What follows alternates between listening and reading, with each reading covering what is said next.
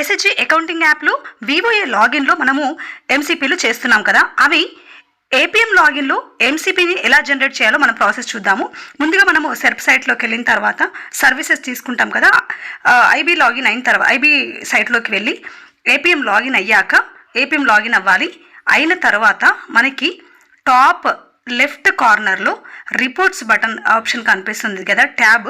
ఆ రిపోర్ట్స్ ట్యాబ్ని మనం క్లిక్ చేస్తే అక్కడ మనకు ఎంసీపీ జనరేట్ యాప్ బేస్డ్ అనేది మనకి కనిపిస్తుంది అనమాట. ఇంతకుముందు సీసీ లాగిన్లో చేసిన తర్వాత ఏపీఎం అప్రూవల్ ఇచ్చేది కదా, అలా కాకుండా ఇప్పుడు మనకి వివోఏ లాగిన్లో ఎస్హెచ్జి అకౌంటింగ్ యాప్లో చేస్తున్నాం. సో మనకి ఇక్కడ క్లిక్ చేయగానే ఈ 4 ఆప్షన్స్ వస్తాయి. Loan type, Vivo name, SHG name, so and so. తర్వాత ఇక్కడ మనకి ఆప్షన్స్ వస్తాయి. వివో ఇంటర్నల్ లోనా, సిఏఎఫ్ లోనా, internal ending, bank link, Srinidhi, so and so అని అన్ని ఆప్షన్స్ వస్తాయి. వచ్చిన తర్వాత మనం దీనికైతే బ్యాంక్ లింక్ క్లిక్ చేసినా కానీ వీళ్ళు ఇంకా ఎంసీపీ చేయలేదన్నమాట దీనికి సంబంధించి. సో నెక్స్ట్ మనము వివో ఇంటర్నల్ లోన్ అని క్లిక్ చేశాను. చేసిన తర్వాత ఇక్కడ ఒక ఎస్హెచ్జికి అయితే వీళ్ళు ఎంసీపీ ప్రిపేర్ చేశారనమాట. సో అదైతే మీకు చూపిస్తున్నాను నేను. ఇక్కడ మనకి వివో నేమ్ ఆటోమేటిక్గా అక్కడ సెలెక్ట్ చేయగానే మనకు వచ్చేస్తుంది. ఏ కన్సర్న్డ్ వివో అయితే చేసిందో ఆ వివోకి సంబంధించి మాత్రమే ఇక్కడ మనకు వచ్చేస్తుంది. ఆ వివో వచ్చేసింది. వచ్చిన తర్వాత దాంట్లో నుంచి మనము ఎస్హెచ్జి అనేది ఎస్హెచ్జి కూడా వచ్చేస్తుంది అనమాట. తర్వాత ఎంసీపీ ఐడి అనేది ఇక్కడ జనరేట్ అవుతుంది.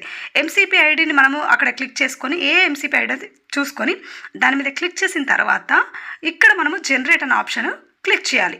జనరేట్ అనే ఆప్షన్ క్లిక్ చేసిన తర్వాత ఆ ఎంసీపీ అనేది పీడిఎఫ్ ఫైల్లో అనేది మనకు డౌన్లోడ్ అవుతుంది. అయిన తర్వాత దాన్ని మనము ఎస్హెచ్జి లీడర్స్ తర్వాత వివో లీడర్స్ సంతకాలు పెట్టేసేస్తాము. మనం ఆ ఫార్మాలిటీ కంప్లీట్ చేస్తాము. సో వీడియో నచ్చితే లైక్ చేయండి, షేర్ చేసి సబ్స్క్రైబ్ చేయండి. మీరు చూసారు YeMee Tech.